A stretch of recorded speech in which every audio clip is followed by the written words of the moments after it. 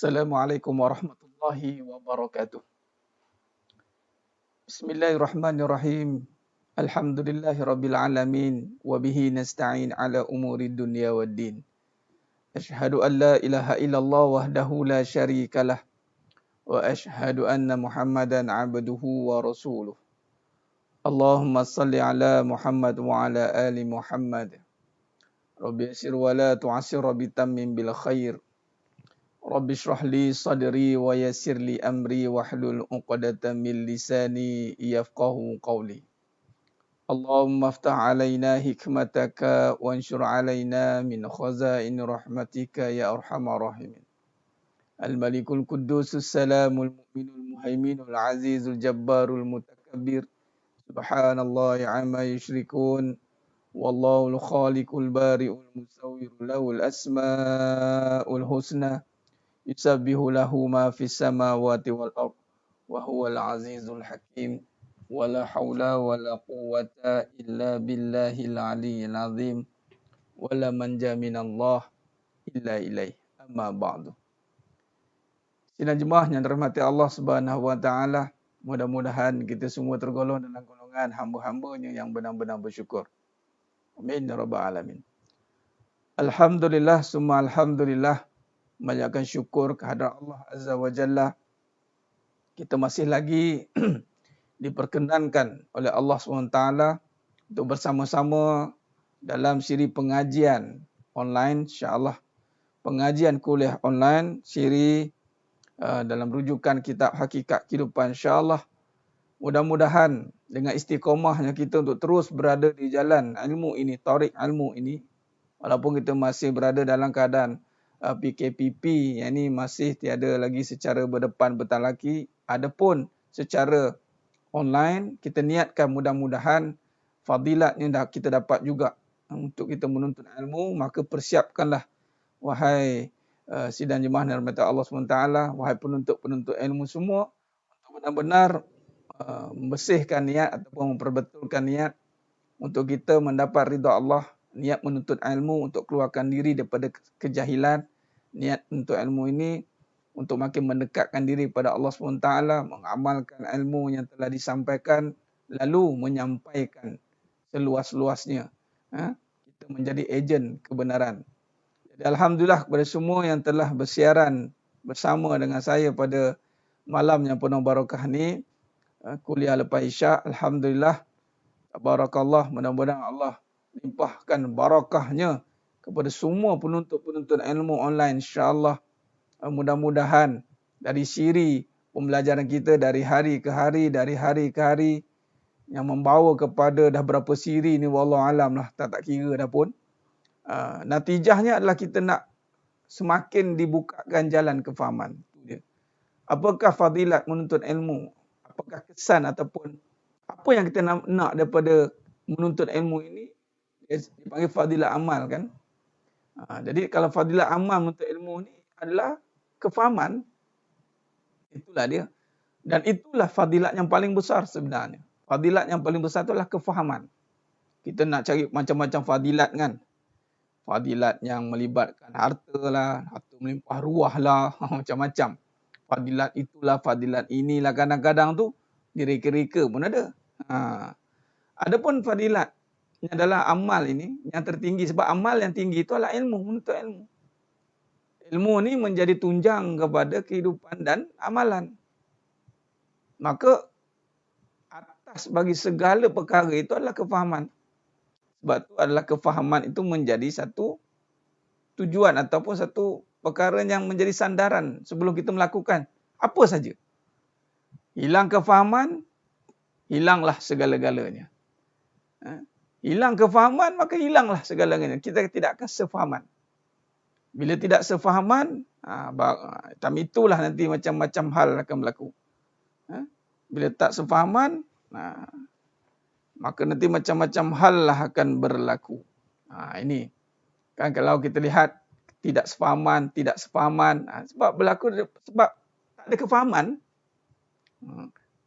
Kekeliruan ataupun dalam agama. Kenapa kita tidak mampu menterjemahkan kehidupan beragama? Kerana kita tidak dapat kefahaman dalam beragama. Ini dia. Kefahaman itu adalah satu fadilat yang paling besar. Jadi itulah ketika Allah SWT nakkan seseorang itu kebaikan. Kata Nabi SAW, ingat, kebaikan itu didasari dengan kefahaman. Ma yuridillahu bi khairan yufaqihu hafiddin. Ingat perkara itu banyak-banyak. Faham, nakkan faham. Dan fahamnya hanya pada Allah. Jadi nak Allah bagi faham, maka kita kena bersungguh. Tunjukkan kita punya kesungguhan nak faham.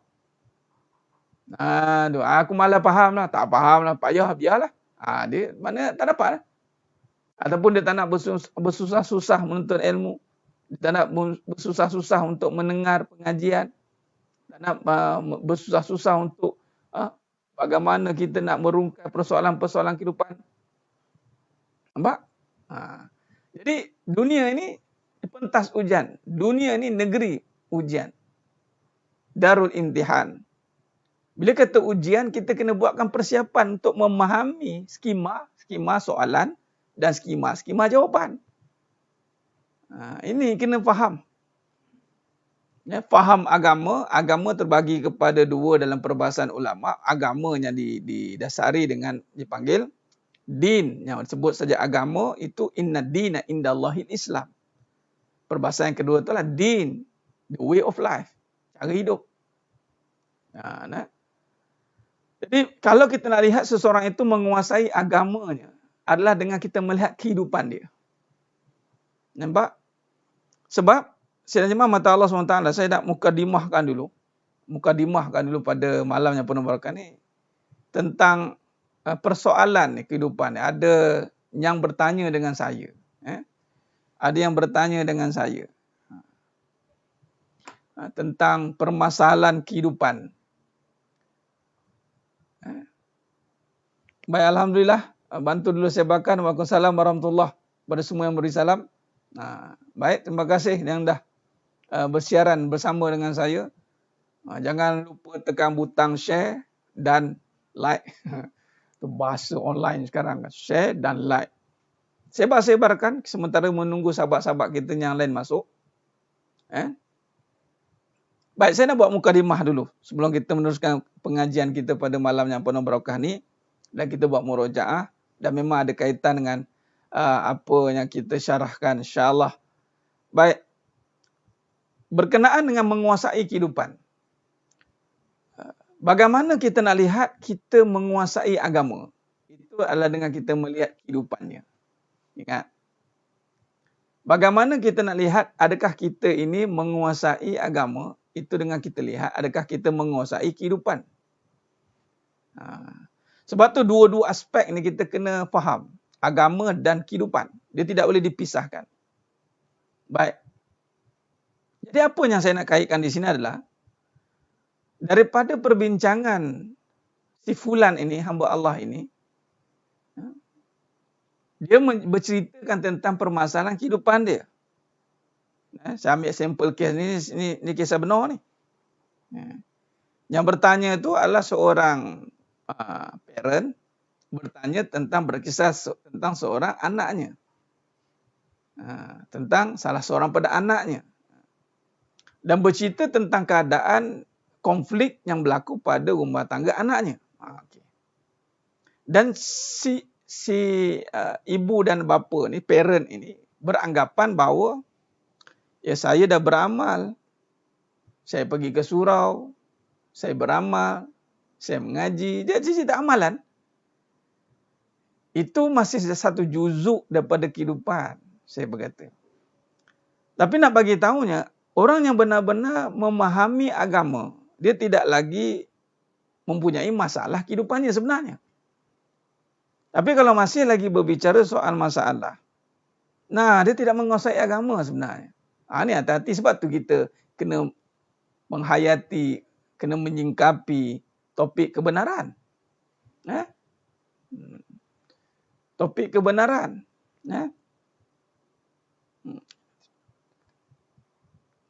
Okey. Kita kena menghayati topik kebenaran. Sebab apa yang dikongsikan di situ adalah dia telah menguasai amalan. Dia kata dia menguasai amalan. Tapi permasalahannya adalah kehidupannya. Apa yang saya ceritakan, bila saya tanya lagi satu perkara, saya tanya pula tentang kehidupan dia, si yang bertanya ni. Rupa-rupanya, dia pun ada masalah juga. Ini masalah dia. Dia berkait-kait. Saya tak boleh cerita secara detail lah. Cuma saya nak bagi tahunya, kesan daripada permasalahan kehidupan ini, walaupun dia menguasai, nampak seperti menguasai amalannya, tetapi ingat, kalau benar-benar dia nak memahami agama, pasti dia boleh menguasai kehidupannya. Baik. Pasti dia akan menguasai kehidupan dia. Ini jelas. Contoh, bila saya pernah ditegur oleh guru saya. Contoh, ini cerita lama ni, 10, 14, 12 tahun lepas. Sekarang, kita bukan bercerita tentang apa, bertanya je. Malah diceritakan tentang situasi kita. Kan biasa kita suka cerita tentang keadaan kita ni. Permasalahan kita kan. Dia ibarat macam satu keluh. Kita kan kadang-kadang berkeluh. Keluh. Sikit je keluhan tu keluar. Lalu apa yang dia katakan? Guru saya cakap apa? Aku tahu kehidupan kau macam mana. Aku tahu apa yang kau dah buat. Dia dah pergi ke situ. Mana rupanya, saya nak bagi tahu. Amalan, yakni agama, amalan yang disuruh oleh agama itu sepatutnya menyelesaikan masalah kehidupan kita. Kalau kita dah solat, kita dah buat seluruh amalan, sepatutnya dia tidak boleh lagi jadikan sebagai solat lah ustaz. Satu bab lain, satu bab masalah ni. Dia nampak macam cacah merbah nanti. Nanti kita tak nak jadi fitnah. Kita tidak boleh memisahkan ini. Maka tidak boleh memisahkan antara kehidupan dan agama. Kita tidak boleh beranggapan tak apalah. Dia solat-solat lah. Itu hal rumah tangga dia, itu cerita lain. Dia bergaduh tu standard ustaz. Tak boleh sebenarnya. Bergaduh dengan suami itu standard. Suami isteri sedangkan lidah lagi tergigit. Ini kan pula manusia. Padahal awak solat. Tunggang-tungging solat. Tapi permasalahan kehidupan ni masih belum selesai. Kenapa? Maknanya di situ dia belum menguasai agama. Jadi menguasai agama itu mesti dilihat pada kehidupannya. Kalau kehidupannya itu sudah dikuasai, sudah aman daripada perkara-perkara yang boleh meresahkan dia, keluh kesah dalam hidup dia, maka di sinilah kita akan lihat bagaimana kefahaman untuk dia mendalami tentang agama, insya-Allah. Sebab tu kalau tak mendalami agama lagilah kehidupan dia akan lagi tersasar. Sebab kehidupan dia mesti dengan agama. Suka atau tak suka, nak atau tak nak, agama akan memandu kehidupan. Itu injin, hakikatnya itu pada agama, syariat itu pada kehidupan. Kalau pecah pada hakikat syariat, agama tu hakikat dia, isi dia, akar dia. Syariat dia kehidupan. Ingat, syariat akan menguji hakikat. Kalau kehidupan dia ada something wrong somewhere, kata orang Jawa kata. Contoh saya boleh kaitkan juga seperti, orang banyak bercerita tentang permasalahan hubungan dengan manusia. Betul tidak? Hubungan suami isteri, dia dah tak serasi ustaz. Tak serasi ustaz, dah tak ngam ustaz, ada masalah hubungan. Masalah dengan klien, masalah dengan customer, masalah dengan suami isteri, masalah dengan anak-anak, hubungan. Percaya atau tidak, sebelum adanya manusia, sebenarnya kita hanya ada hubungan yang utama saja dengan Allah. Berapa ramai yang boleh kaitkan dia ada masalah hubungan dengan Allah. Malah dia rasa macam dia tak ada masalah hubungan dengan Allah. Sudah pasti hubungan masalah yang berlaku syariat itu akan trigger ataupun memberikan satu signal bahawa ada satu masalah utama yang sedang berlaku. Tapi manusia dia tak nak ambil iktibar. Dia anggap itu bukan masalah dia. Contoh ada masalah dengan suami atau isteri. Masalah hubungan. Ya, masalah hubungan ustaz, masalah hubungan. Lalu saya pun jawablah. Sebenarnya apa pun yang berlaku di luar itu asbab je untuk bagi tahu apa yang kita ada dalam jiwa kita. Tu je.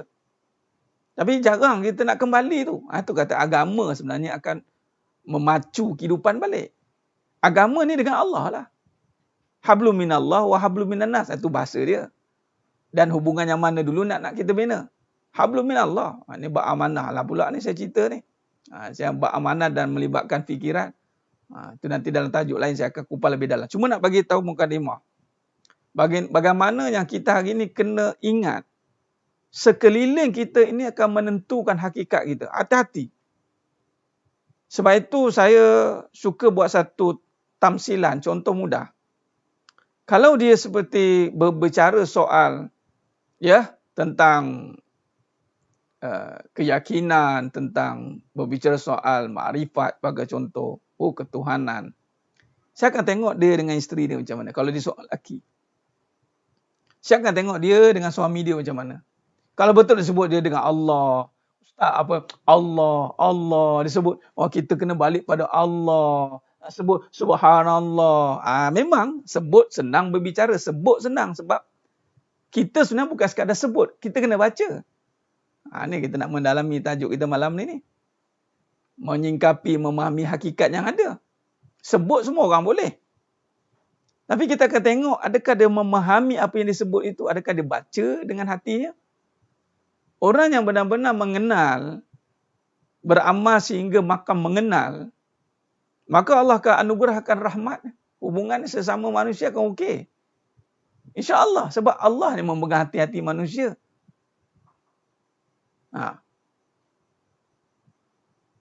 Ini yang kita nak tahu. Sidang jemaah mata Allah SWT.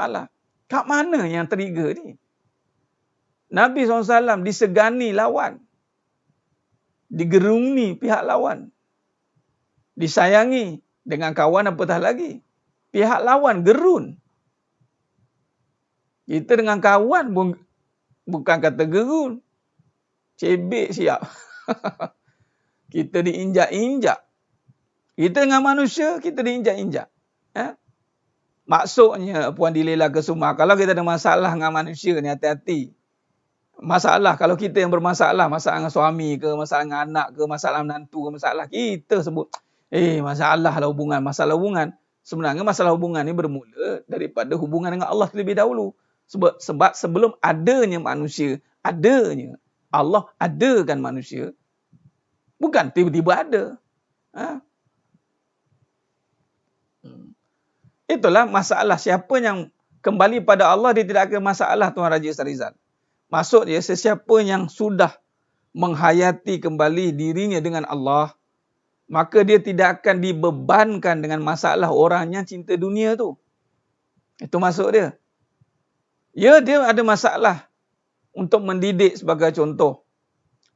Mendidik isteri. Isteri yang cinta dunia. Tetapi seorang yang menjaga hubungan dia dengan Allah, permasalahan isterinya yang cinta dunia tidak akan mengganggu dia untuk beramal pada Allah. Hati dia tidak akan tergugat. Contoh. Ni, bola lepas gaduh dengan isteri ni. Berhujah-hujah ni. Habis gaduh dia selesai. Hati dia selesai. Pum. Keluar. Steady.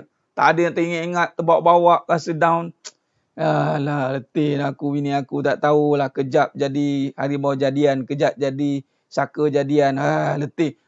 Siap bercakap pula tu. Bawa topik perbincangan kat luar pula. Kau macam mana? Isteri kau macam mana? Contoh.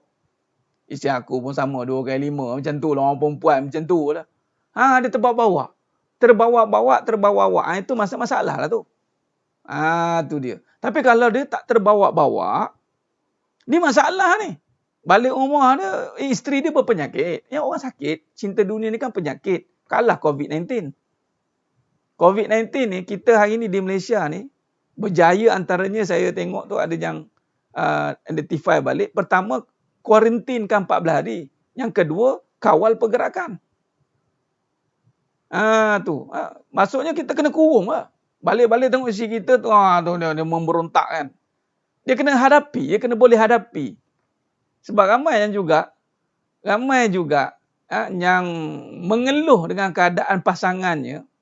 Sebenarnya keluhan itu hanya akan merosakkan diri dia balik. Hati-hati. Jangan berkeluh kesah. Itu maksudnya. Sepatutnya meneruskan sahaja. Meneruskan sahaja. Persoalannya yang bertanya dah tahu. Dia dan keluarga gagal dengan Allah. Cuma dia nak tahu adakah itu bentuk balasan. Masalahnya Puan Atikah, kalau dah tahu, dia dah tak tanya dah adakah bentuk balasan. Tu balasan lah bagi dia. Orang yang gagal dengan hubungan dengan Allah, tiba-tiba berlakunya kerosakan rumah tangga, takkan itu dipanggil ganjaran pula? Fikir logik apa dia boleh? Nampak? Adakah itu satu anugerah? Adakah kehancuran itu satu anugerah? Cuma orang yang beriman, dia akan pandang hikmah lah. Dia akan sikapilah hikmah yang berlaku. Supaya tak terkesanlah dengan kehancuran itu. Hakikatnya memang begitu. Takkanlah rumah tangga, huru-hara itu sebagai ini satu anugerah daripada Allah. Tak. Dia kalau anugerah ni, rumah tangga dia, isteri dia huru-hara, dia tak huru-hara. Itu anugerah. Maknanya yang meningkatkan derajat suami dia. Itu sebagai contoh. Dia tak terkesan dengan apa-apa keadaan yang berlaku di sekeliling dia. Dan itu anugerah. Naik martabat dia. Macam tadi saya cakap tadi. Isteri dia duk tengah berpinau tu. Penin kepala tu. Kita duk tabur. Cakap lah. Dakwah. Cakap. Tazkir. Berap keluar. Ataupun bahasa mudah. Saya nak bagi tahu sedang jemaah mata Allah SWT. Bahasa mudah. Macam orang tengah duk rawat saka lah. Tengok ada dekat banyak kan dekat YouTube tu saya tengok. Yang duk pergi jumpa. Dia pergi jumpa orang yang tengah duk kerasukan tu kan. Orang tu mengacau. Dia baca, dia relax. Tu maksud dia. Dia berhadapan dengan keadaan itu. Tetapi dia tidak terkesan dengan keadaan itu. Dan itu anugerah lah. Dia berhadapan dengan situasi itu. Dan itu adalah anugerah bagi dia. Dan nak bagi tahu, saya jemaah mata Allah SWT, saka ni, jin ni nampak. Tapi cinta dunia tak nampak. Lebih bahaya daripada harut wal marut. Mafhum hadis. Hati-hati. Hati-hati. Sebab tu jangan sewenang-wenang bercerita tentang keadaan diri, keadaan. Jangan sewenang-wenang. Sebab tu macam mana orang beriman, itu menyembunyikan keadaan dia. Dia tak sewenang-wenang. Dia akan berbicara dengan Allah. Tu je. Nampak? Penang malam hujan tapi panas-panas syaitan. Allahu Akbar. Tak terkesan dengan apa yang berlaku. Ustaz, macam mana saya berhadapan dengan suami yang, ni suami pula. Ustaz, macam mana dengan saya nak berhadapan dengan suami yang kaki perempuan? Saya jawab balik. Kaki dia yang perempuan kan? Kaki kita jadi kaki ibadah. Yang kaki perempuan suami dia. Kita jadilah kaki ibadah. Yang duk nak bagi kaki juga kat suami tu, kenapa? Saya kaki kan dia suami saya. Itu dah terkesan dah tu. Dah suami tu kaki perempuan. Dah kita jadilah kaki ibadah. Nak tegur, nak tarbiyah, silakan. Tapi jangan sampai terkesan. Tapi kalau masih terkesan, makna infected. Jangkitan. Tu maksudnya. Macam mana keadaan situasi pasangan ataupun bisnes kita ke surrounding dia, itu syariat akan menunjukkan apa yang ada dalam diri kita. Hati-hati. Itu maksud saya nak terangkan malam ni. Hati-hati. Sebab tu ujian akan membongkar apa yang ada di dalam jiwanya, iman dia. Benar, jangan mengadu pada salah tempat, akhirnya mendapat. Kalau ada kemusyrikan tak perlu bercerita. Ini maksud saya Puan Fazilah. Bercerita tu kena pada orang yang ada autoriti lah. Niat bercerita itu untuk mendapatkan petunjuk. Bukan bercerita untuk meluahkan perasaan. Kadang-kadang tu, nak tanya soalan tu, bukan tanya soalan, karangan dia bagi ya. Wah, tu dia. Tapi tak apalah, kena dengan yang tempat yang betul. Meletakkan pada tempatnya. Jadi jangan sewenang-wenang cerita dekat orang ni. Jangan sewenang-wenang cari. Sebab tu kena minta petunjuk Allah dulu. Supaya Allah temukan dengan ahlinya. Sebagai contoh, berjumpa dengan majlis ilmu. Kadang-kadang, biasa tak? Kebanyakan saya jumpa begitu. Waktu kuliah, sebelum tu nak tanya macam-macam. Tapi lepas kuliah, tak payah tanya dah Ustaz. Kadang-kadang tu, Ustaz ni macam tak tahu, dia duk kena kat aku ni. Ada memang Allah yang bagi tahu, bukan saya tahu. Dan perbahasan kita ni memang malam ini memang nak menyelesaikan masalah. Kalau mengaji tak menyelesaikan masalah, mengaji apa namanya? Memang mengaji nak menyelesaikan masalah. nak merungkai kekeliruan, nak merungkai segala yang dah terikat, tersekat. Dengan ilmu cahaya, dia akan merungkai semuanya. Nah, maka begitulah Allah akan jumpakan. Sebab tu saya kata istiqomah untuk ilmu. Istiqomah duduk dengan orang yang arif, yang alim, insyaAllah. Ada ke bagi Ustaz selesai masalah, last ke nikah. Itu namanya jodoh puan Atika. Tak semua gitu. Berapa ramai tu imam tu Ustaz yang selesaikan masalah-masalah tak selesai. Saya ada kisah benar. Seorang imam, yang nak kahwin. 2 kali calon, 2-2 meninggal.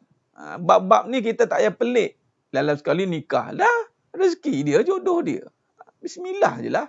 Macam mana? Baik. Nah, orang perempuan kenapa mudah sangat cerita dengan orang, nak bagi tahu satu dunia. Itulah dia apabila terkesan dengan perasaan, tuan.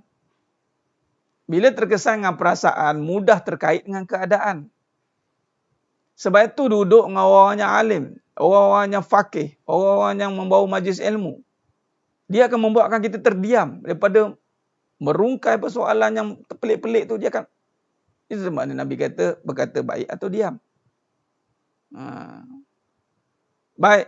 Dan arif ni pula, bukan kena tengok sijil, yang arif. Kadang tu tanya, siap interview, kelulusan. Ada je ni. Saya nak bertanya dengan orang ada kelulusan sekian-sekian. Yang arif ni maknanya, yang membawa bidang itulah. Tanyalah orang yang membawa bidang itu. Memang ceramah, nampak gaya ni macam boleh tanya. Tanya. Tak payahlah tanya lagi. Ini betul ke? Ni kelulusan mana ni? Tak payahlah tanya je. Kalau macam tu je, tu baik interview terus. Setengah tu macam tu. Ini kadang-kadang dia jenis tak bercakap benda tu, tiba tanya. Kadang-kadang itu kan. Macam mana nak tahu dia ni ahli? Tengok apa yang bidang dia selalu cakap. Allah akan gerakkan seseorang itu akan bercakap mengikut apa yang Allah ilhamkan. Allah Ta'ala ilhamkan saya bercakap tentang kehidupan. Oh banyaklah Ustaz nak cakap.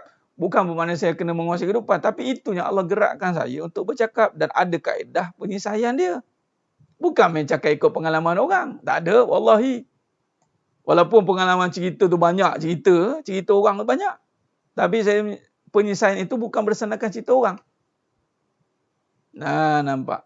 Dan itu ditahkikkan dengan apa saja yang telah dibantu oleh tuan guru. Yang faqih pula mengesahkan. Jadi sebenarnya mata Allah SWT. Tengok. Tu cara ni. Antara tipnya. Tengok. Apa topik yang biasa seringkali. Dia kena setiap orang itu akan ada Allah bagi kelebihan.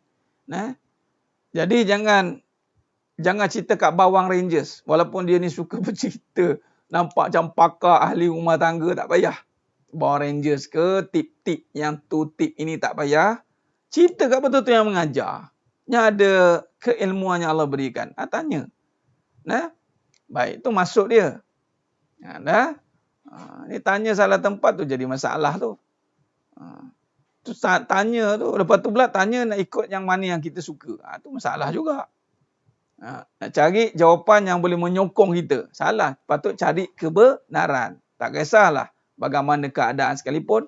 Sekiranya kebenaran itu akan membuatkan kita sakit dan perit. Tahanlah. Biarlah sakit dan perit yang menyihatkan. Baik, sedang mata Allah SWT. Dalam muka surat edisi yang lama 49 dan kita masih dalam perbincangan edisi baru muka surat 63. Okay. Muka surat 63. Allahumma salli ala Muhammad wa ala ali Muhammad. Baik. Mari kita lihat. Pernah dengar dulu adakan rasanya grup rumah tangga. Itulah. Rumah dah hilang tangga-tangga dah. Baik, sedang jemaah mata Allah SWT. Orang yang berusaha menjadi majlis ilmu adalah orang berusaha menyelesaikan kehidupan. Benar. Benar tu Ustaz Janita Harun. Ustaz Janita Harun. Saya sementara tengah live ni. Buku Ustaz Janita return balik kat saya tu. Alamat betul ke tidak. Respon kat saya nanti ya. Wallahualam. Baik. Tu. Muka surat 63. Baik. Semalam kita bincang tentang apa? Perkara yang ada dikatakan tiada. Perkara yang tiada dikatakan ada. Jadi jangan nak mengada-ngada. Jangan nak mengada-ngada. Semalam kita syarahkan tentang nafi dan isbat. Kita nak memahami bagaimana kita nak menterjemahkan kembali kefahaman yang benar. Baik, bila semalam kita dah sentuh tentang perkara yang ada dikatakan tiada, perkara yang tiada dikatakan ada, dan kita dah syarahkannya, maka apa syarahan kita semalam? Mari kita lihat. Kita telah membincangkan tentang ni nota kita semalam. Mana yang baru masuk, mungkin boleh buat ulang kaji. Sidang jemaah mata Allah SWT. Baik. Kalau kita lihat, kita telah sentuh tentang memahami tentang ada dan tiada. Sebab dalam ujian yang mendatang, ujian yang berlaku, itu adalah ujian keimanan. Bila sebut keimanan, kalau kaitkan dengan ada, yang ini tentang akidah. Nak pergi kepada kefahaman tentang Allah. Ujian kan tentang keimanan, iman. Jadi bila kata iman, jadi iman ni apa makna? Iman itu menyatakan, melihat. Itu sebab perbincangan kita ni ada dasarnya, yakni dasar kebenaran. Bila kata kebenaran, itu melihat bukan dengan mata kepala. Sebab tu dimulakan wahyu yang pertama itu adalah Iqra. Iqra, bacalah. Ni kena faham. Ini kita namakan pengajaran kehidupan bersandarkan kebenaran. Pengajaran kehidupan bersandarkan kebenaran. Bukan just cerita-cerita kehidupan. Tak mau. Baik, kita dah bincangkan bagaimana yang kita dah sentuh di sini. Kalau kita lihat, ada, tiada, jangan salah letak. Jangan salah tempat. Okay. Jadi, jangan salah tempat. Okay. Bila kata jangan salah tempat, maknanya apa? Kesilapan kita itu adalah apabila kita memahami ada ni, kita memahami kepada perkara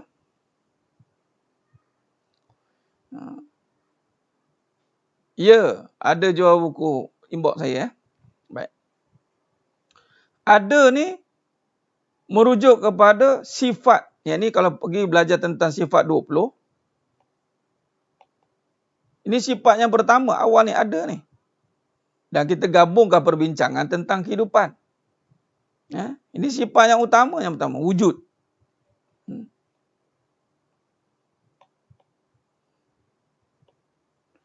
Jadi, bila sebut ada saja, ujian yang mendatang, ujian, itu kan tentang keimanan.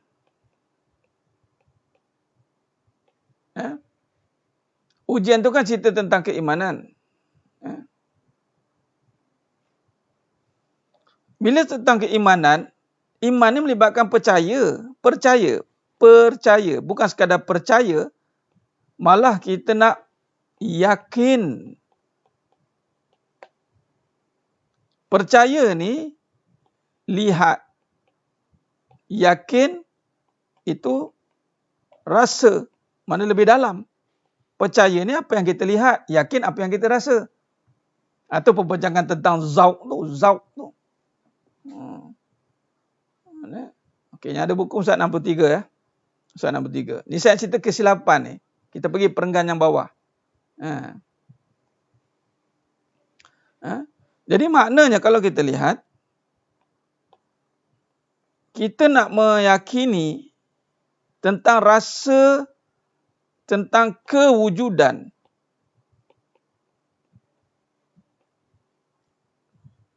Rasa kewujudan. Sebab kalau lihat, nak percaya dengan kewujudan ni, tanpa ada kefahaman yang benar, maka ni jadi masalah. Ini jadi masalah ni. Sebab itu lihat, bukan sekadar lihat dengan mata kepala. Lihat itu dengan iman di dada. Barulah boleh mendorong rasa ini. Rasa yakin. Malah rasa yakin bukan sekadar main rasa-rasa. Dia mesti ada dasar ilmu. Jadi ilmu ni adalah ilmu kebenaran yang dimulakan dengan keimanan. Itulah bermula dengan Iqra. Iqra ni adalah bacalah. Bacalah. Bukan sebutlah. Nampak? Maka di sini, Kesilapan yang besar yang mengundang kepada kerosakan dan kekecewaan itu di dalam kehidupan ini adalah apabila fasa yang paling penting ini tidak kita perhalusi, yakni nak rasa kewujudan Allah. Yakin tu tak sampai. Sedangkan sepatutnya ini asas keimanan. Ini yang berlaku. Ini yang berlaku. Maka kekeliruan pun berlaku. Berlakulah pertukaran sifat. Sebab lawan kepada ada tiada. Lawan kepada ada tiada. Bila tiada, jadi makhluk yang tiada sepatutnya. Tapi bila kita hadapi ujian, Allah rasa macam Allah yang tak ada. Ini yang bahaya. Maka kita kena hayati, bacalah ini. Bila kata nak bina yakin, nak wujudkan rasa yakin, bermula dengan ilmu yakin. Ilmu yakin. Bila kata ilmu yakin ni kita bahaskan malam ini, itu memahami tentang keimanan yang benar-benar berada dalam kebenaran yang kukuh agar hati tidak berbolak-balik. Hati tidak berbolak-balik. Bacalah ini. Nampak saya tulis itu, hati tidak berbolak-balik dan akan terganggu dengan fitnah-fitnah dunia dan kehidupan. Hati-hati. Maka di sini, kalau kita lihat, bila kata hati, dia melibatkan apa ni? Ujian melibatkan bila iman, ujian, iman dan jiwa. Nampak? Ni ujian dia akan pergi pada kehidupan. Iman ni dan jiwa ni patut pergi pada agama lah. Ini kehidupan dan agama ni. Maka ketika iman ini dimasukkan ke dalam jiwa. Nampak? Iman dimasukkan ke dalam jiwa. Maka wujudlah agama yang benar.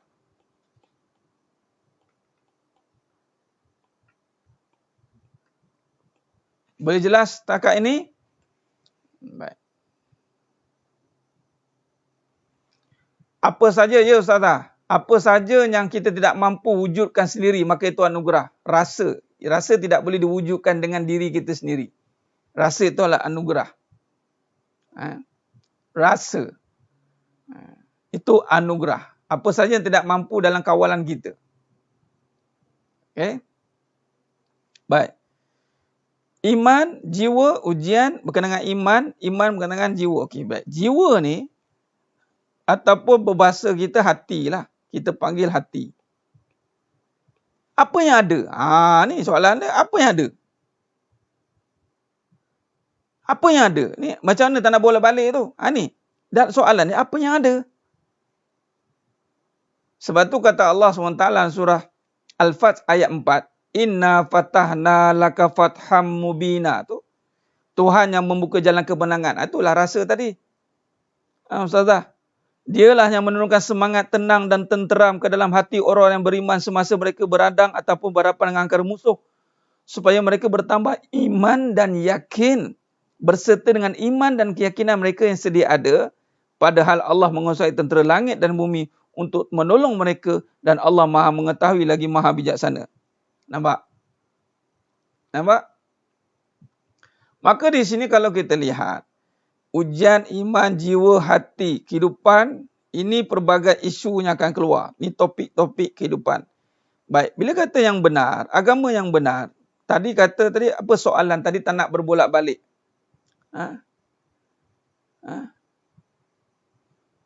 Adakah ini dikatakan ihsan? Ya. Yakni apabila kita nak memperhalusi jiwa sehingga makam syuhud. Yakni syuhud ini maknanya melihat kebesaran Allah. Maka itulah makam ihsan. Baik. Maka yang benar. Bila kata hati tak nak berbolak-balik. Yang benar. Apa? Allah ya mukallibal qulub sabbit qalbi ala din. Ad-din. Satu. Ad-din.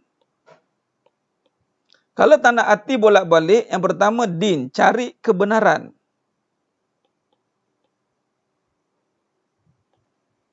Nampak? Cari kebenaran.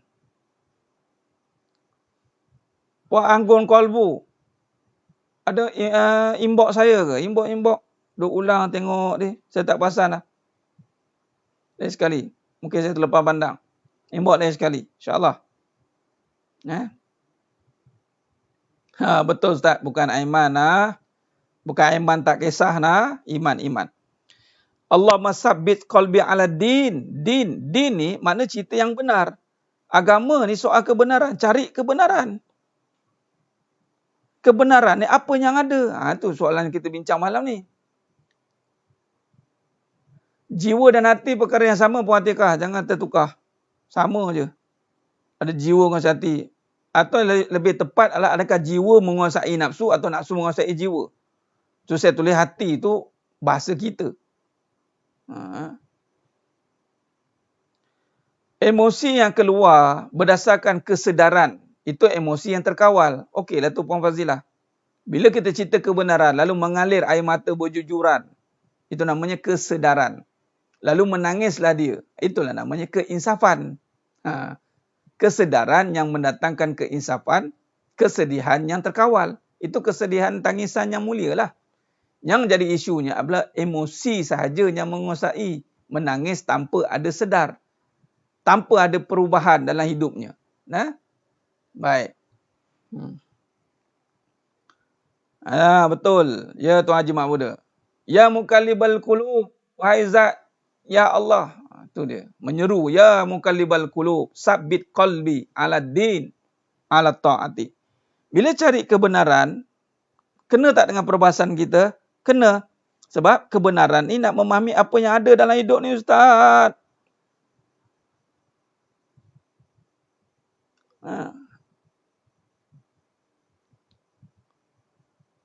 Ya, kebenaran itu pahit bagi yang menentang, manis bagi yang menerima.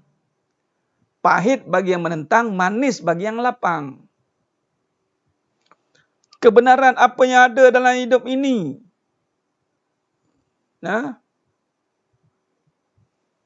Cari kebenaran apa yang ada.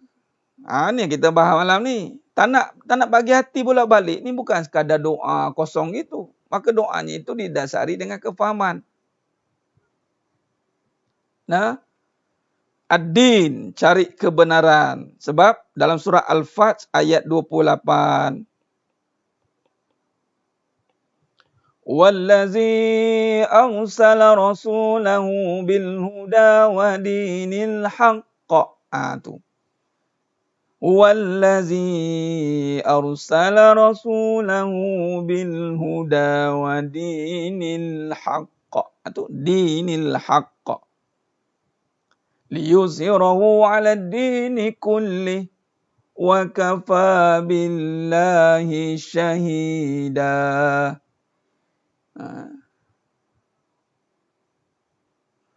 Semasa hadapi situasi meruncing, kita seolah menolak. Keadaan baru tersedar ia dari Allah. Lepas tu baru rasa gagal dan rasa tak lulus ujian. Benar. Itu keinsafan.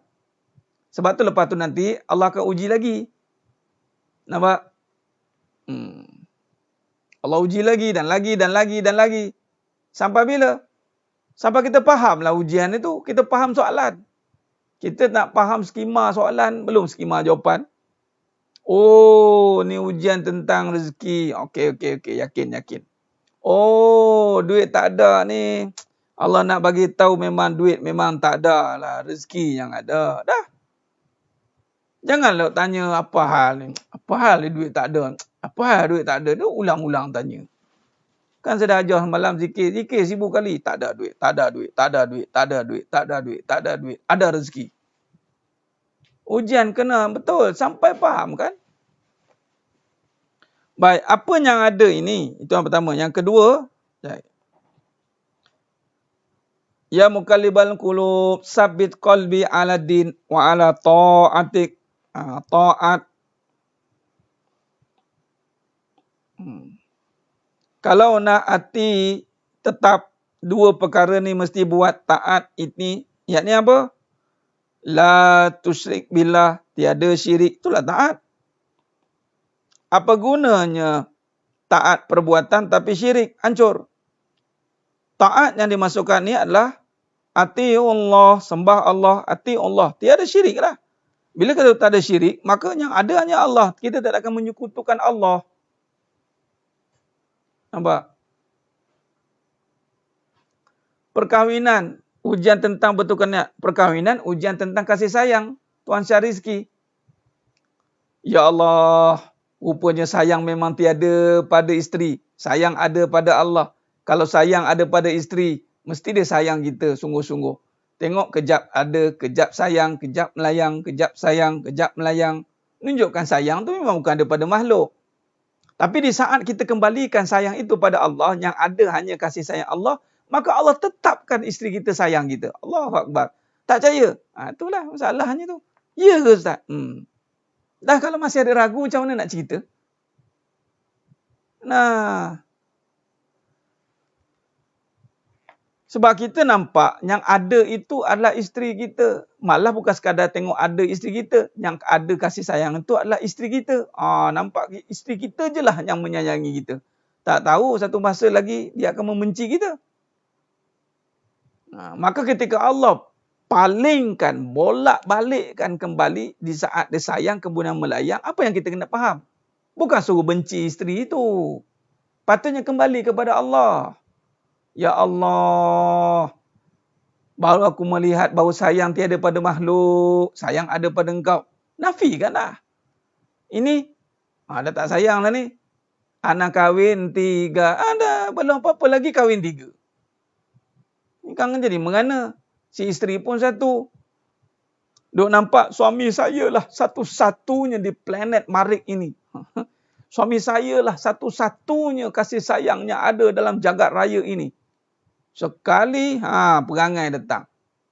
Dah, takkan tak faham-faham lagi. Kembalikan, nak cari jenis macam mana lagi. Jangan membenci. Jangan membenci. Itu maksud dia. Tawa-tawa. Ada tu tadi tahu dah tak boleh pergi dah. Dah tak boleh pergi. Kang dah tak boleh pergi dengan dia pergi sekali kan.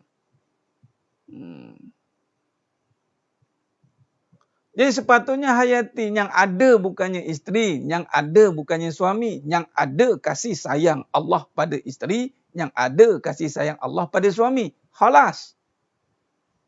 Yang ada bukan duit, yang ada bukan harta. Yang ada kekayaan Allah pada harta. Allah terjemahkan sifatnya pada benda. Allah terjemahkan kekuasaannya pada dunia. Di saat Allah menunjukkan kuasanya, di saat apa? Tiadalah. Pening. Allah. Apa panggil? Allah. Apa dia datang zikir? Allah. Allah. Allah. Ya Allah. Tahu apa munajat Allah? Allah tunjuk kuasa. Sebab time ada, kita tak nampak kuasa Allah. Bila kita kena rezeki? Bila tak ada duit lah. Bila tak ada duit, baru tahu rezeki. Semua benda rezeki. Alhamdulillah, makan nasi, lauk apa? Lauk ikan masin. Ikan masin pun kerak 4 tu. Ikan masin kerak 4. Allah rezeki kita. Nampak? Apa saja bagi rezeki. Tapi bila dapat duit, ini je ke?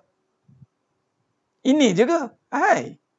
Tak mentanglah boleh bayar, boleh pilih apa nak makan dengan duit itu. Agiu, tanya.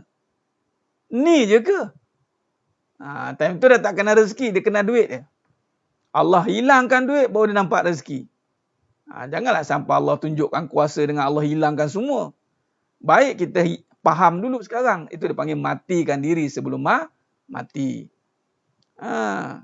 Benar, manusia mudah lupa, tu namanya manusia.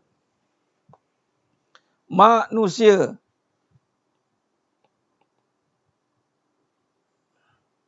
Ini sama dengan lupa. Jadi ingat, itu bukannya pada sifat manusia. Sebab sifat manusia ini lupa. Sebab tu Nabi ajar minta doa. Allahumma inni ala zikrika wa syukrika wa husni ibadatik. Makam ingat itu makam ada. Allah adakan ingatan untuk manusia. Beruntunglah Allah adakan ingatan untuk ingat dia. Allah boleh palingkan kita ingat banyak lain. Bahaya. Ada yang kata zikir Allah tak ada faedah. Macam mana pula tak ada faedahnya Tuan Haji Mak Muda? Secara logik akalnya, hukum akal. Semuanya bermula dengan nama Allah. Iqra' bismi rabb, bismillah, dengan nama Allah. Nah, Allah. Itu Allahnya ajar. Bismillah. Iqra'. Allah suruh kan? Bacalah dengan nama Allah. Dan mafhum hadis Nabi kata barang siapa yang tidak baca bismillah, terputus keberkatan. Bismillah kan? Nah, begitu Haji Mak Muda. Bismillah. Ni. Sekadar ini je bismillah. Tak perlu habis pun tak apa. Sebab hadisnya bismillah. Dengan nama Allah. Nama Allah. Kemudian nama Allah. Ini ismu zat. Ismu jalalah. Ismul azim. Takkan tak ada makna, tak ada faedah kalau kita sebut yang utama ni. Padanya itu terjemahan nanti 99. Maka ketika menyebut ini, lalu meliputi segala-galanya. Yang tak ada faedahnya sebut Allah, tapi masih lagi menyalah-nyalah. Itu tak ada faedah. Sebut je nama Allah, sebut je, tapi tidak melihat. Ni tak ada faedah. Mana soalan Tuan Haji Mak Muda? Sebut Allah,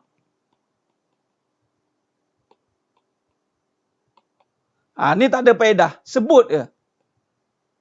Sebab Allah bukan suruh sebut. Kekuasaan Allah. Allah suruhannya adalah bacalah. Dia kan? Bisa. Bacalah.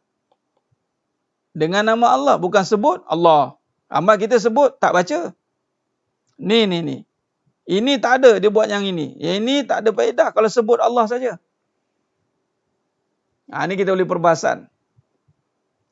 Sebab itu, bacalah yang ini. Yang ini bawa faedah. Sebab di sini dia kena hayati. Fahami. Rasai. Itu tiga tu. Barulah berfaedah. Tapi kebanyakan sebut je. Sebut nama. Sebut saja. Tapi tidak menghayatinya. Maka tiadalah kesan bagi dirinya. Inilah termasuk cerita Abu Yazid Al-Bustami. Abu Yazid Al-Bustami itu. Ada anak muridnya yang ada anak murid. Ketika bertemu dengan Abu Yazid Al-Bustami, bertanyakan tentang masalah, dia tak boleh nak merasai pengajaran dan pengajian daripada Abu Yazid Al-Bustami.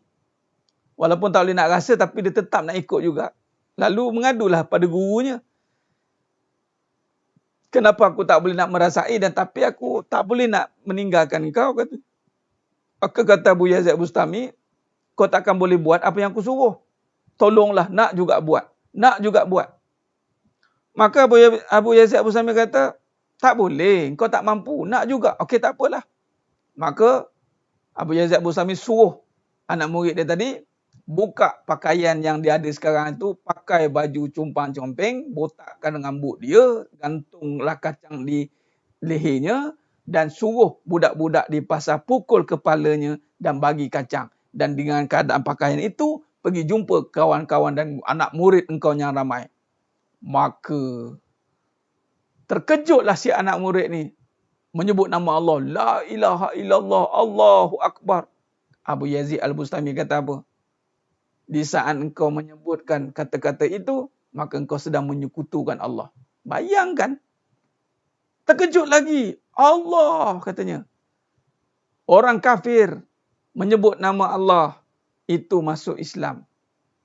Orang Islam menyebut nama Allah, keluar daripada agamanya. Menyekutukan pula. Itulah dia. Sebab engkau sebut, engkau nak dimuliakan, bukan nak memuliakan.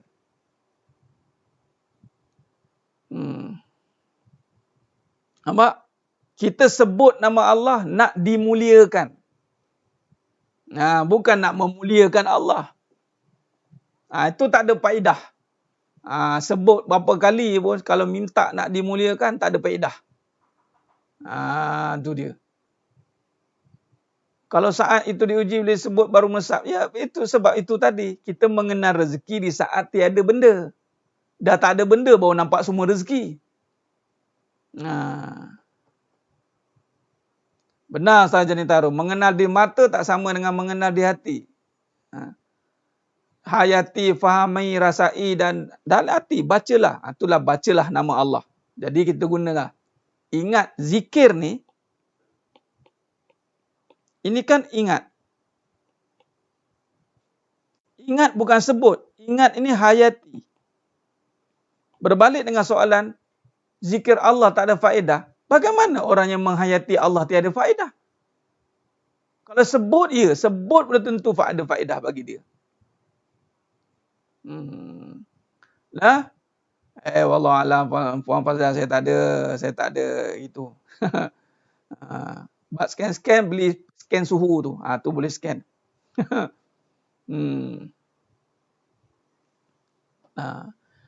Jadi zikir itu bukan sebut semata-mata. Zikir itu menghayati sifatnya, menghayati kekuasaannya, menyelami segala suruhannya. Itu dia. Sila jemaah mata Allah SWT. Nampak? Jadi kalau kita lihat perbahasan kita, barulah kita boleh nampak tetap tadi tu. Ini ujian. Iman, jiwa, hati. Agama yang benar. Jadi ada tu. Kita faham yang benar. Yang benar. Ada. Hanya Allah. Itu benar. Yang lain semua binasa.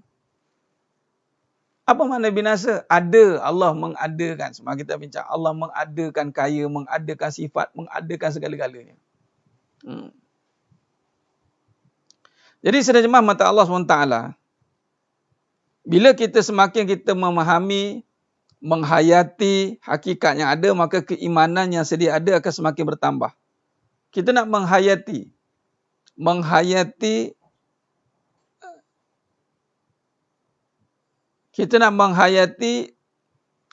apa sahaja yang telah dizahirkan ini. Maka keimanan yang sedia ada dan akan semakin bertambah, dan juga hati kita dijadikan rasa tenang. Dan juga apa suasana dalam keadaan yang kita sedang hadapi. Seruan bacalah itu menjadi meliputi akan perkara berkenaan melihat, menghayati, merasai dan setiap kejadian dengan nama-nama kekuasaan Allah.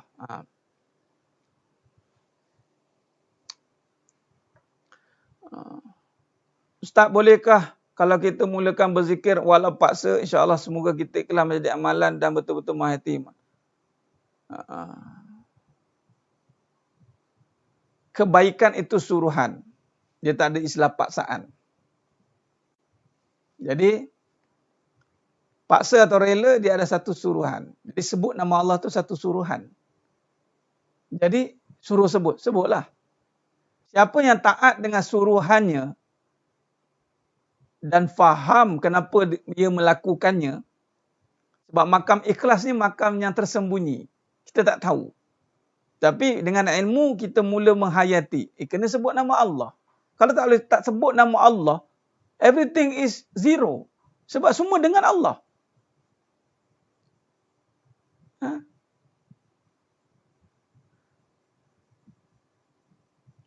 Dengan Allah dah. Ni dengan datang dengan siapa ni? Nama siapa? Nama, cek nama tak ada. Kosong. Datang dengan siapa? Dengan Allah. Okey, terima. Tu dia. Dengan Allah, mesti. Bila kata kita anggap semua ni suruhan, maka kita lakukan dengan yakin. Sebab ikhlas ni kita tak tahu kedudukan kita. Sehinggalah Allah berikan kepuasan. Tu datanglah keikhlasan. Benar Ustaz Muhriz, Ustaz Ahmad. Selawat itu suruhan. Solat itu suruhan. Ni yang wajib-wajib. Jadi sedang jemaah mata Allah SWT. Jadi suruhan bukannya lagi pilihan. Maka di sini kalau kita lihat, sidang jemaah mata Allah SWT, muka surat 64. Muka surat 64 itu, maka kalau kita lihat, bila kita memahami sifat sedia ada dan keseluruh alam ini hanya Dia, yakni Allah, maka datanglah sifat tadi, zikir tenang tadi. Ihsan ni maksudnya Tuan Mak Yazid, kata Nabi SAW, mafhum hadis, beribadahlah seperti melihat Allah. Kalau tidak mampu, yakinlah Allah sedang melihat kita. Itu maksud dia. Jadi kaitan dia adalah dengan kita benar-benar menyembah atau tunduk dan patuh kepada Allah. Itu dengan kita melihat. Itu ihsan lah. Makam kita melihat kekuasaan Allah. Cuba tengok pada muka surat 64 ini. Muka surat 64. Okey. Baik. Di sini soalan yang Tuan nyatakan itu adalah bagaimana kita nak melihat kembali seluruh yang ada dalam konteks syariat mata ni. Syariat mata ni kita melihat ada. Logik, zahir ada. Namun hakikatnya semua ini diadakan. Maka lihat tak? Nampak tak? Nampak tak itu benda yang diadakan? Nampak. Maka itu makam syuhud lah tu. Makam melihat semua ini diadakan. Iman cakap tak ada. Betul. Jadi macam mana boleh adanya alam ini? Kerana adanya Allah. Lalu alam bersifat ada atau tiada? Tiada. Alam bersifat tiada. Nafikanlah alam itu tiada. Malah nafikan sifat pula tu. Ini bukan menafikan benda lah. Maknanya wujud alam ini bukan kerana adanya alam. Kerana adanya Allah. Boleh nampak? Maka adanya Allah. Maka asbab adanya Allah, maka adanya alam. Maka dia tidak boleh berdiri sendiri. Itu maksud dia. Maka sifat pula, bila menghayati lagi, maka jika kita hayati dengan akan hakikat sebenar yang ada, semata-mata adalah untuk menyatakan sifatnya yang ada. Oleh demikian, jiwa yang mengenal akan hakikat ini akan menjadikan hidup ini adalah semata-mata untuk menyembah dia saja. Ini makam ihsan tadilah.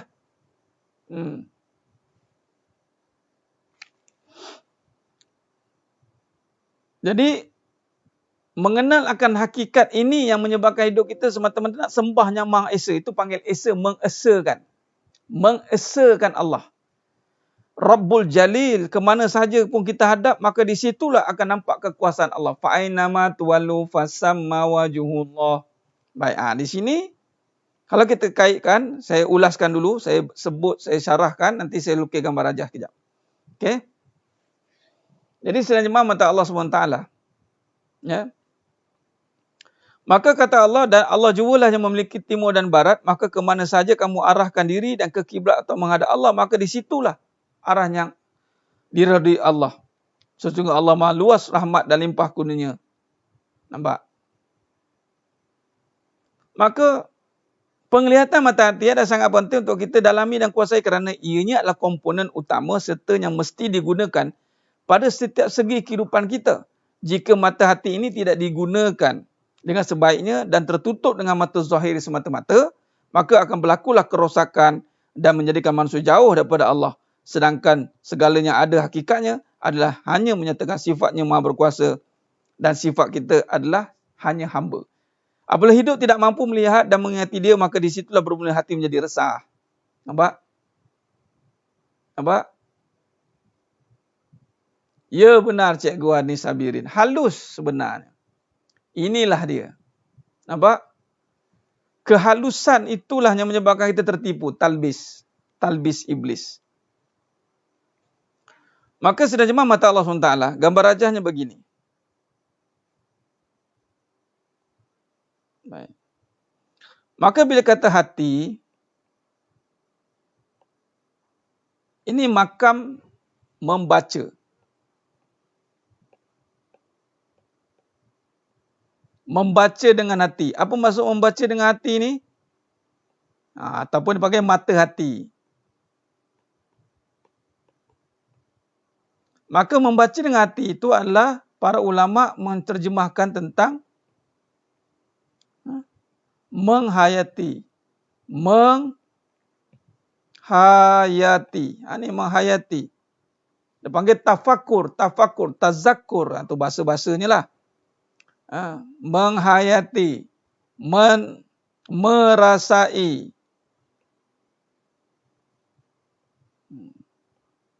Ambil dua perkataan. Banyak tak faham juga. Ya. Baik. Bila kata hati, membaca, yakni maksudnya menghati, merasai. Membaca apa ini? Alam kejadian.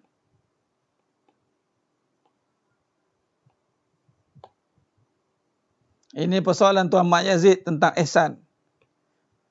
Alam kejadian ini, perhati baik-baik selukis ni ya. Perhati. Ini ibarat mata lah. Ini ibarat mata. Melihat ini. Alam kejadian. Ada dalil kan? Ada. Allazi khalaqa. Ni. Ini dalilnya apa? Iqra. Nak baca ni dengan apa? Apakah kaedah tarik membaca ini? Nah, itulah dengan Iqra bismi rabb. Tu dia.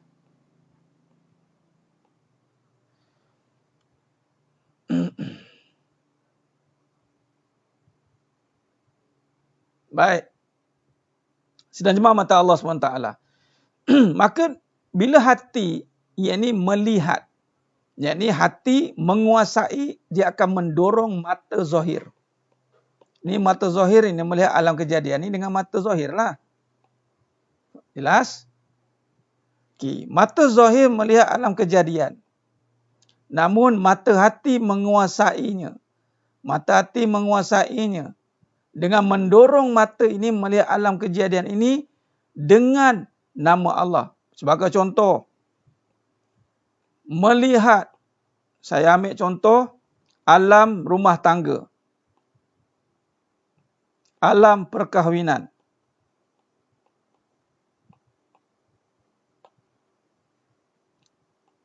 Alam perniagaan.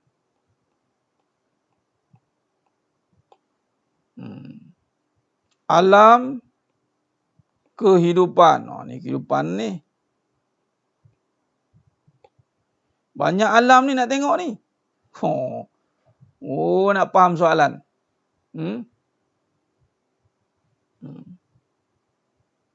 Maka ketika melihat alam kehidupan, yang mana terjemahnya ada alam perkahwinan, alam perniagaan, ada juga ni alam persekolahan. Ni. Dah mula buka sekolah ni. Sekolah menengah dah buka cikgu-cikgunya. Yang mana dah pergi sekolah ni. Persekolahan. Ni kan banyak alam ni. Habis semua tempat nama. Dia naik alam. Alam sekitar. Semua alam. Alam ni. Asal perkataan apa alam ni? Alam ni. Alam. Mengetahui. Alam. Alam ni, kalau kita lihat surah Al-Alaq tu, Allamal insana ma lam ya'lam. Jadi siapa yang mengetahui tentang perkahwinan? Dia beritahu. Siapa?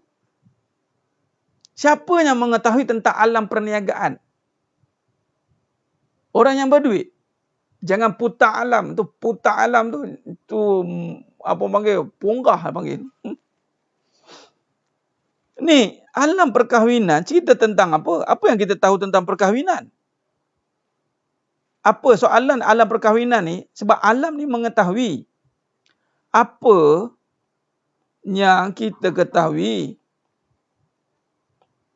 Itu kata lagu Rabbani. Apa yang kau tahu? Kita tak tahu apa. Jadi sebab apa kita tak tahu apa? Sebab perkahwinan bukan soal lelaki dan perempuan. Bukan soal sekadar suami dan isteri. Dia bukan sekadar jasad. Dia ada satu lagi alam yang kita kena mengetahui yang hanya Allah yang maha mengetahui, iaitu tentang Kasih sayang. Siapa yang lebih mengetahui tentang kasih sayang? Tolong jawab, siapa yang ada? Allah. Kenapa kita tak nampak Allah? Ini namakan ihsan. Bila kita tak nampak kasih sayang, maka nampaklah keburukan ni. Nampaklah suami, nampak isteri, nampak perempuan, nampak lelaki.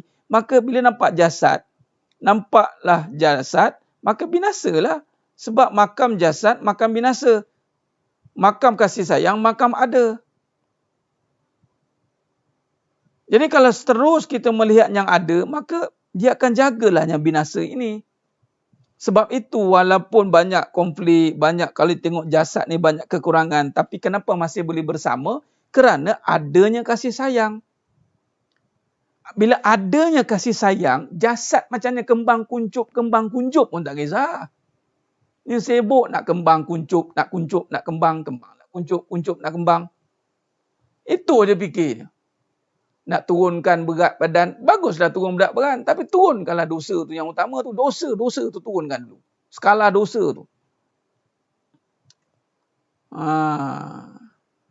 Nampak Allah. Benar Tuan Razak. Jangan takut lagi nak sebut nampak Allah.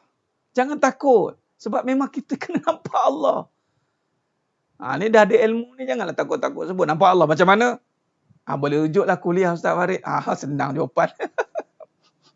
Tak kerti nak jawab. Tak apalah. Betul lah tu. Tak apalah. Macam contoh ni sekarang ni nampak. Sekarang ni kita dah nampak alam zahir. Okay, kita buat kesimpulan. Muka surat 64. Kita berhenti kat apa? Muka surat 64 ni. Okay. Kita berhenti kat muka surat 64. Yang sekarang ni kat sini je kita ni. Kita makam ni. Mata zahir tengok alam kejadian. Lepas tu macam hebat-hebat dia cakap. Padahal tak ada.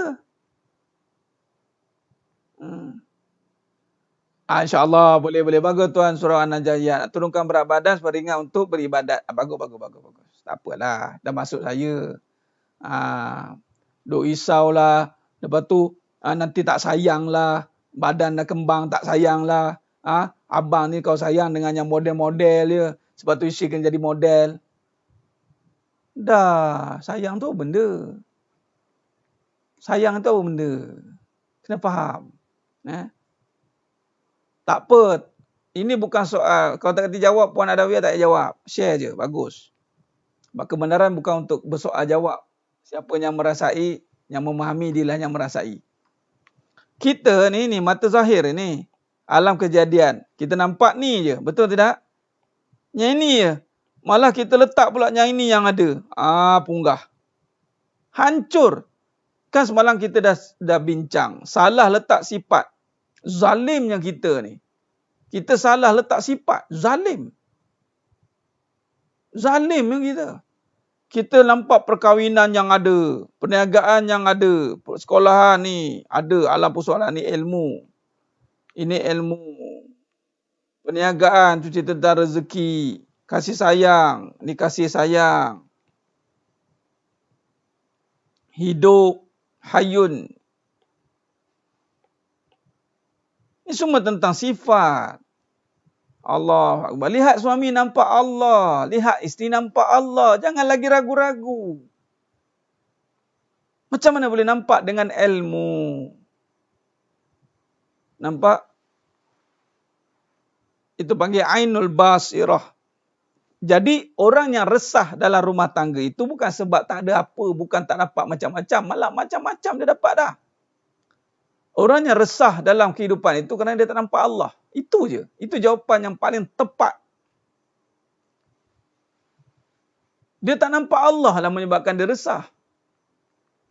Dia nakkan apa lagi? Nakkan belayan, nakkan perhatian, nakkan apa? Bagi tahu. Kadang-kadang tu ada orang jumpa Ustaz, dah macam-macam saya buat Ustaz. Dia tetap tak puas hati juga. Dia tetap resah juga. Ya Allah. Itulah dia kerana dia tak nampak Allah.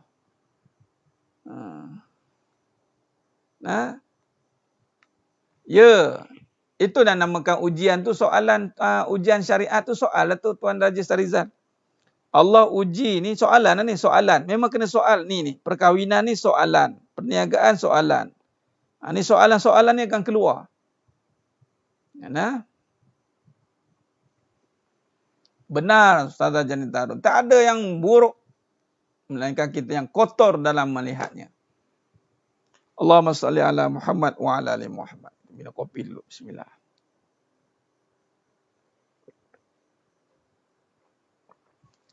Alhamdulillah. Baik. Inilah namanya kerana mulut badan binasa. Mulut lah. Ni gambar mulut lah kan. Sebab kita sedap mulut dia bercakap. Kita sedap mulut dia. Kita cakap apa yang ada. Apa yang ada yang perkahwinan ni. Apa yang ada. Ada macam tak ada. Dan memanglah. Dulu duk perasan nak ada sangat. Dah ada suami macam tak ada. Ada macam tak ada. Dan jadi orang kufur lah. Dia akan jadi orang yang kufur. Time tak ada suami, nak ada suami. Bila dah ada suami, macam tak nak. Lebih baik macam tak ada Ustaz. Macam tunggu kayu. Tengok Allah buat. Orang yang salah pakai sifat ni, serba tak kena. Ada macam tak ada. Time orang nak ni, dia pun nak buat. Time, dia ikut-ikut lah. Orang nak ada duit, dia pun nak ada duit. Kejarlah duit. Time tak ada duit, dah memang tak ada dah. Time ada duit pun memang macam tak ada. Ingatkan senang dah. Tak ada juga. Aku pun susah ni. Job itu, job ni. Oh banyak pending. Oh itu, ini. Banyak cerita. Banyak cerita pula. Cerita.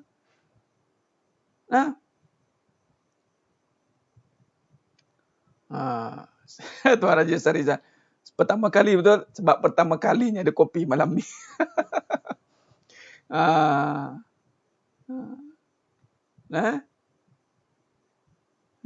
Pertama kalinya kopi ada malam ni. Mulut tak ada insurans dia panggil. Itu dia. Bila faham soalan, mudah kita faham jawapan.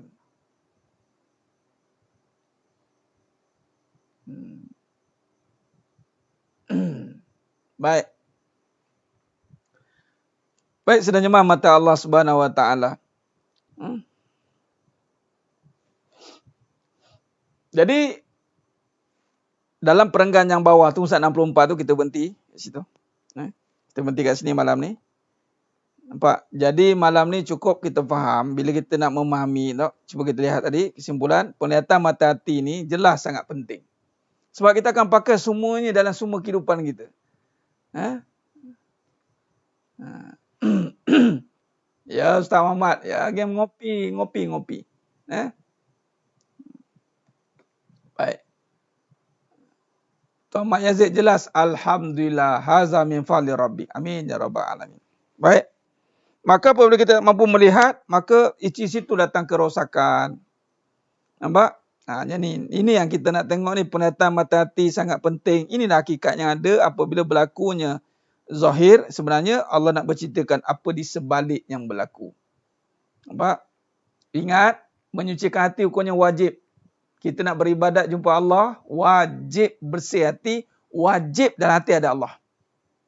Ada. Sebab itu Allah bagi peluang kita beribadat berkali-kali itu untuk menyucikan hati lah. Kali pertama tak selesai, kali kedua tak selesai, kali tiga tak selesai, kali keempat selesai. Nampak? Itu kena jelas tu. Baik, jadi sidang jemaah mata Allah SWT, kita berhentikan Ustaz 64, Mudah-mudahan apa yang kita bincangkan pada malamnya penuh barakah ni, Allah berkati kita semua. Allah berkati kita semua insya-Allah. Kita berhenti dekat nota tu besok malam dengan izin Allah. Allah beri peluang untuk kita bersiaran lagi. Kita akan sambung perbahasan kita. Cukup, jangan lagi resah, jangan lagi ragu untuk mengatakan Allah yang ada. Lihatlah kebesaran Allah dalam setiap alam yang kita lalui. Alam rumah tangga, alam kehidupan, alam kerjaya. Semua alam tu nama sifatnya alim. Alamal insana ma lam ya'lam. Dan apa yang kita kena tekankan di sini, setiap keresahan itu apabila kita gagal menyingkapi nama Allah. Singkapilah dia. Hayatilah ia. Hayati dan selami sedalam-dalamnya insya-Allah. Mudah-mudahan Allah akan berikan ketenangan insya-Allah. Wajib ya. Amalan wajib tau. Jadi jangan sibuk dok ngejar yang sunat sehingga tertinggal yang wajib. Tak sempurna yang wajib, maka sunat tidak diterima. Maka makam takwa ni apabila kita nak menjaga yang wajib. Sebab apa? Apa takwa? Meninggalkan larangan Allah, buat Allah suruh. Melakukan surah Allah itu wajib. Amalan ada yang sunat. Tapi yang bersih hati ni wajib. Okey. Baik, terima kasih banyak di atas kerjasama yang diberikan, komitmen yang diberikan. Mudah-mudahan Allah gantikan dia dengan nilai kefahaman yang mendalam, insya-Allah. Senajan mata Allah SWT. Mudah-mudahan semuanya yang menonton pada malam ini, Allah bukakan pintu hati. Allah bukakan pintu hatinya seluas-luasnya untuk memahami dan menghayati dan melihat terus. Nampak kekuasaan Allah, nampak kebesaran Allah dalam setiap perkara. Fa'inama tuwallu fasamma wajhullah. Kemana pun kita hadap, maka kita akan nampak kekuasaan Allah SWT. Bila nampak kekuasaan Allah, maka barulah datangnya makam abid, makam hamba. Selagi tak nampak kuasa Allah, kita tak akan mampu menjadi hambanya. Ini dia cara dia. Mudah-mudahan kita semua istiqamah dalam menuntut ilmu. Terima kasih banyak. Mudah-mudahan apa yang kita syarahkan pada malam ni, Allah sempurnakan. Mohon maaf atas segala kekurangan, terkurang kata, terkasar bicara. Hanya Allah Ta'ala sajalah yang mampu memberikan kefahaman dan menyempurnakan perbahasan kita pada malam ini, insya-Allah. Baik, cukup setakat itu saja. Aqulu qauli hadza wa astaghfirullahal azim li wa lakum. Bila taufik wal hidayah. Assalamualaikum warahmatullahi wabarakatuh. Kita tangguh dengan tasbih Farah suratul Asr. Subhanakallahumma wa bihamdik asyhadu an la ilaha illa anta astaghfiruka wal 'asr innal insana lafi khusr illa alladhina amanu wa 'amilus solihati wa tawassaw bil haqq wa tawassaw bis sabr. Wallahu a'lam bissawab. Takbir. Allahu akbar.